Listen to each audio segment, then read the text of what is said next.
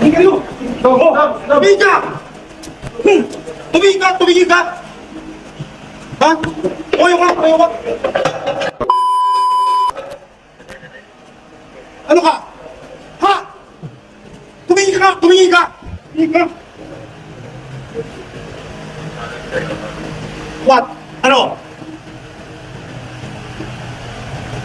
Galit ka? Ha?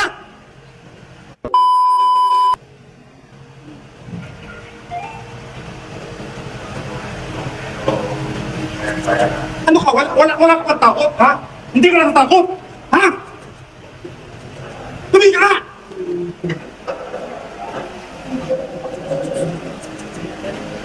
Kasama nito mga animal ko. Yung heavy pa nito, say ano? Anong iniisip mo, ha? Anong iniisip mo? Ba't ginawa mo yun?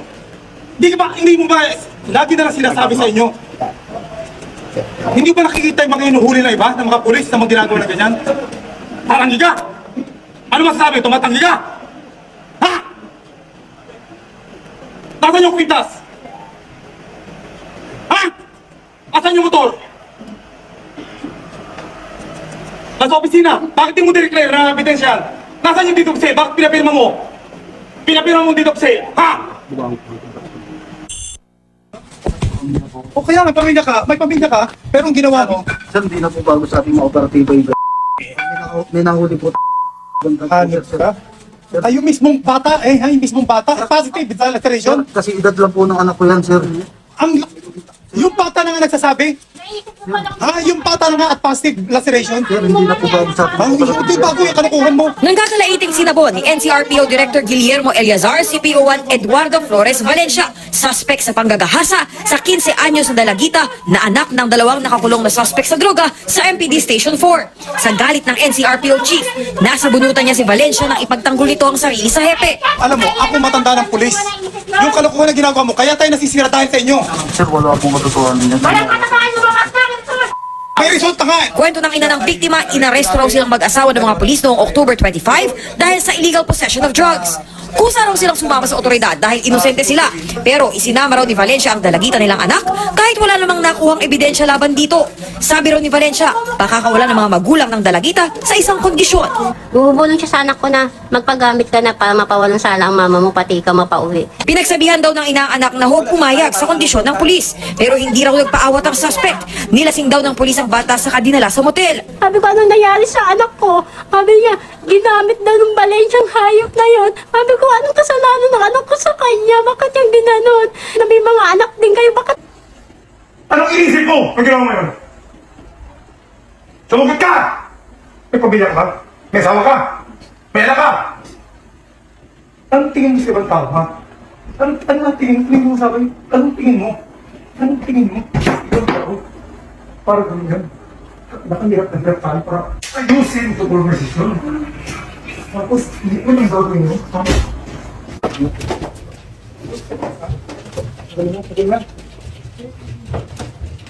Anong ikaw? Ano ka? Pagod na kayo? Ha? Kailan kayo na-record? Ha? Ikaw? Ikaw? Hans ba ka? Kaya na kayo?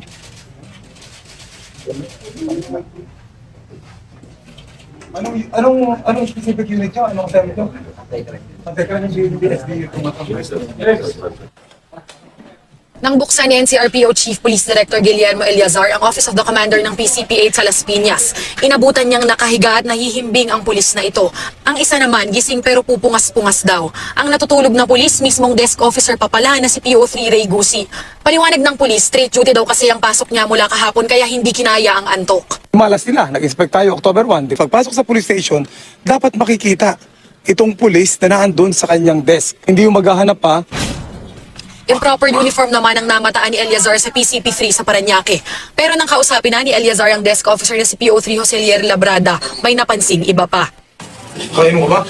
Inamin din ng pulis na nakainom nga siya, pero ang malaking sablay, hindi niya alam ang ranggo ng kanyang mga opisyal. Our Chief PNP.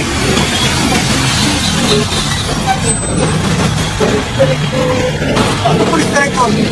dadalhin sa ospital para ipatest si Labrada. Oras na lumabas na resulta na nakainom nga siya, mahaharap siya sa kasong grave misconduct. Kasama rin sa mga ininspeksyon ng NCRPO ang PC. 27 din, sir. Ayon sa investigasyon, inarang nila Police Corporal Roy Dumanag, Patrolman Pat Velardo at kanilang asset na si Janos Francisco ang lalaking biktima na nooy pauwi na. Pinalibutan na po ako nila. Tapos po noon, pinasok po ako doon sa may kubo-kubo doon sa may doon nga po. Tapos doon na po nila ako inanuhan. Tinawalan ng pera, sinutukan po ako noon sir sa loob ng kubo. Ayon sa biktima, sinita siya dahil drug user daw siya. Hindi na raw nakapalagang biktima nang tutukan na siya ng baril. Sinikmuraan daw siya ng police asset, saka sinimot ang laman ng kanyang bulsa. Kinuha yung kanyang perang hawak na 850, pati na rin yung singsing, yung kanyang wedding ring. Pagkatapos nun, binatawan siya. Nakapag-report agad sa Pasig Police ang biktima at sa follow-up operation. Agad na nadakip ang asset at ang dalawang pulis na sina Corporal Dumanag at Patrolman Velarde na kapwa naka-assign sa Drug Enforcement Group ng Pasig Police. Hindi naman po namin talaga alam na pulis po yung nang-hold up sa kanya. Una alam po namin, i-report lang po namin kasi na-hold up siya.